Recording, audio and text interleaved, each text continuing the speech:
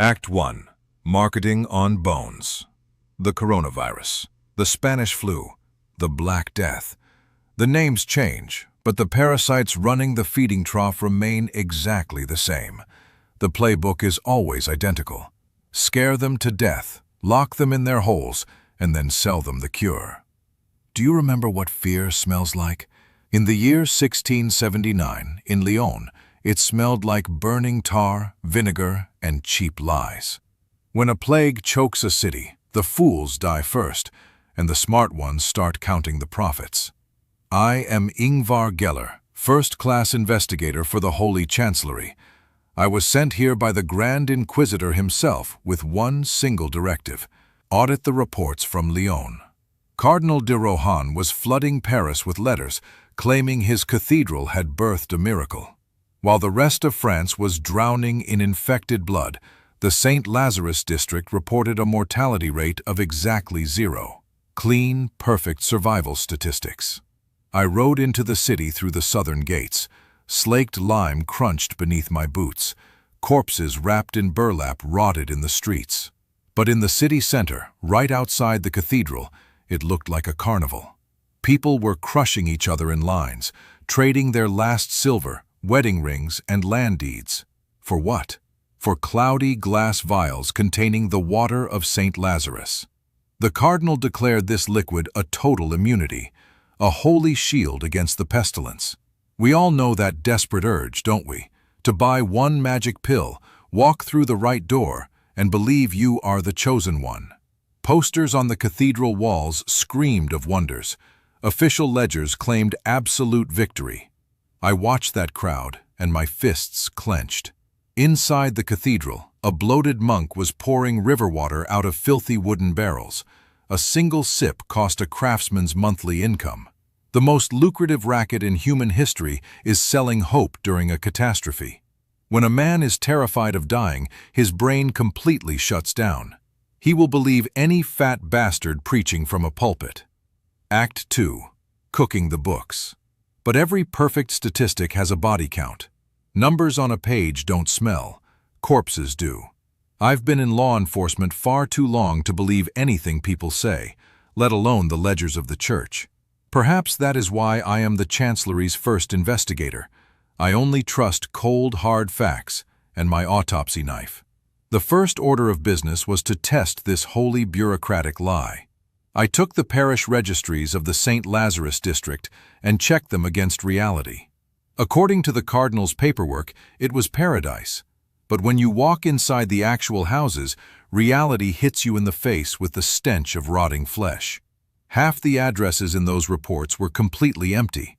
The documents were forged right inside the cathedral chancery, simply scratching out the names of anyone who stopped paying.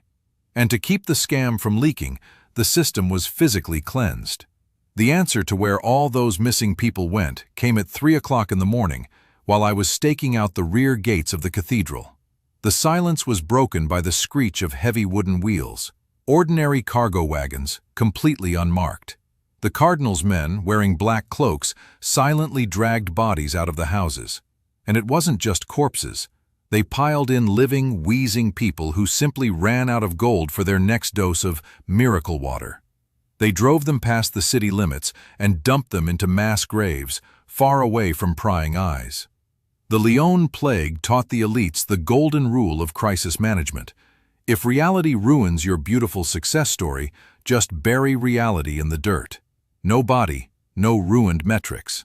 The citizens genuinely believed the water worked because the dead were systematically removed from the stage. Act 3. Chemical analysis of the Holy Spirit. I needed to understand why they kept believing. Why did they submissively return for more vials, even as their neighbors quietly vanished into the night? What made them surrender their last coin? I locked myself in my room and uncorked one of the miracle water vials. To the tongue, it was just stagnant water from the Rhone River. But at the bottom, there was a faint, gray sediment. I placed a single drop on my tongue. Within 5 minutes, an unnatural burning heat surged through my body. My heart pounded like a hammer, my hands shook, and my head began to spin. A light, intoxicating euphoria, followed by a numb, heavy compliance. There it was, ergot, a common fungus found on diseased rye. In large doses, it kills you, causing hallucinations and gangrene. But the cardinal was a marketing genius. His alchemists mixed strictly measured, microscopic doses of ergot into the river water. A peasant drank the vial, felt a sudden rush of heat in his chest and thought, "Oh Lord, the Holy Spirit has touched me. The water works." It wasn't divine grace. It was a basic drug trip. A mild toxic shock that caused immediate addiction. Cardinal De Rohan had engineered the world's first legal placebo-narcotic disguised as a saving vaccine. People paid in gold to be softly poisoned while they slowly withered away from the plague. I took my quill and calculated the net profit. In 3 months of the epidemic, the cathedral raked in more wealth than the entire province produced in a year. The business of fear didn't just pay off. It made the cardinal the richest, most influential man in the south of France. Act 4. Blood and Silver. The next morning, I walked into the cardinal's private chambers without knocking. De Rohan was sitting by the fireplace. He wore a luxurious velvet robe. In his hand was a chalice of deep, ruby burgundy wine. On a silver platter before him sat a steaming roasted duck drizzled with cranberry glaze. No masks, no plague doctor surrounded him.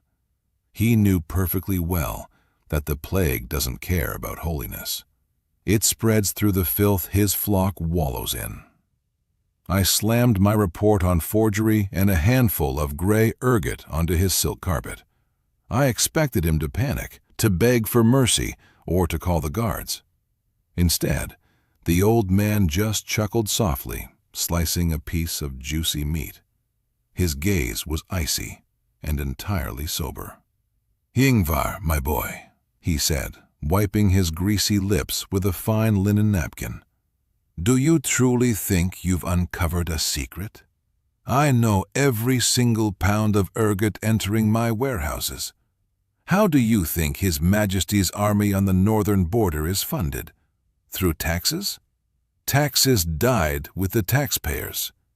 This water is the only way to extract gold and keep this city from tearing itself apart in a bloody riot. Panic will burn Lyon faster than the plague ever could. My water gives them the illusion of control. They die with a smile on their faces, praying for the king. Is that not true mercy?" He stood up, walked to a heavy oak chest, and pulled out a leather pouch. 400 gold écus, the monthly budget of an entire regiment. The pouch hit the table with a dull, heavy thud. The cardinal looked me dead in the eyes.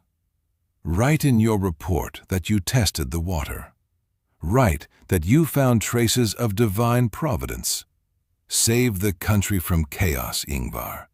Go buy yourself a nice estate in Normandy." I turned and looked out the window. Down below, in the gray, suffocating mud, a frenzied crowd was breaking each other's ribs and trampling children for a single sip of river filth. Look at them. They are ready to tear their neighbors apart for a phantom chance at survival, obediently following any order out of fear of an invisible death. They are practically begging to be lied to. They don't want the truth. They want a sedative, even if it's poison. It is their fundamental right and their voluntary choice. I turned back to the table, looked at the half-eaten duck, the ruby drops of wine, and I took the money. Cynical? Yes. But gold won't help the dead, and the living will drink their dose of poison no matter what I tell them. They want to be deceived. I rode out of Lyon under the heavy, rhythmic tolling of the plague clocks. The system won again. In my next report, I'll tell you how the Holy Inquisition hunts down witches whenever a local count simply runs out of money to wage his wars. Subscribe if you're ready to see this world without the rose-colored glasses.